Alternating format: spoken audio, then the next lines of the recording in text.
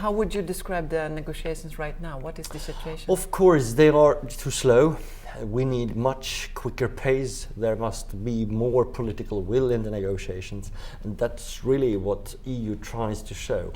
We are requesting more from other parties in the world. We are really reaching out with a call for higher ambitions. More needs to be done. More concrete results must be achieved. So a lot has to happen, but time is running out. Yes, it's an urgent time now, and we need to do more in a quicker pace under just some few weeks. This will really require political leadership, and that's why I think that one part of the solution is in the hand of the negotiators. But maybe even more important will be the political involvement. Ministers, heads of states and governments will really have to take a crucial role here, and developed countries must show that we are prepared to do our part to also make sure that we can request more from emerging economies. What about the Nordic countries? What kind of role have they played so far?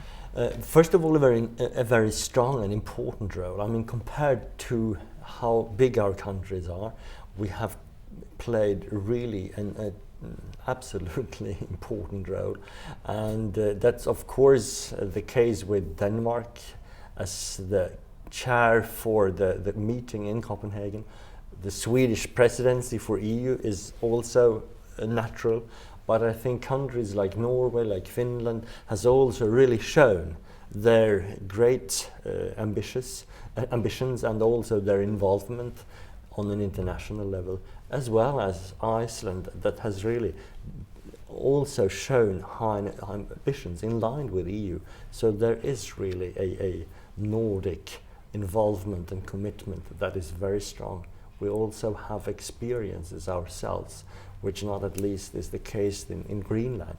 So it's also to show that some of the disastrous consequences are really within the Nordic countries, although we are fortunate still if we compare with the poorest countries in South. The Swedish presidency of the European Union is hosting a conference on climate here in Stockholm on October 26, together with the Nordic Council and the Nordic Investment Bank. Concrete measures to mitigate climate change is on the agenda. What are your expectations of this conference? Well, I think that's one of these important occasions where we really can mobilize people to see how, on one hand, policy and on the other hand, business community is related.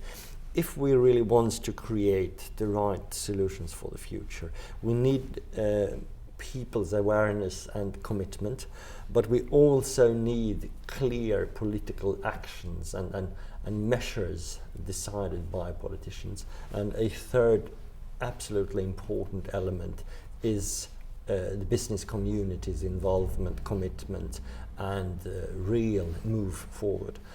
On the fourth partner here is science. And I think this is also part of the Scandinavian, the Nordic tradition, and I hope we could show that this model, this Nordic tradition and model, is part also of the climate solution for the future.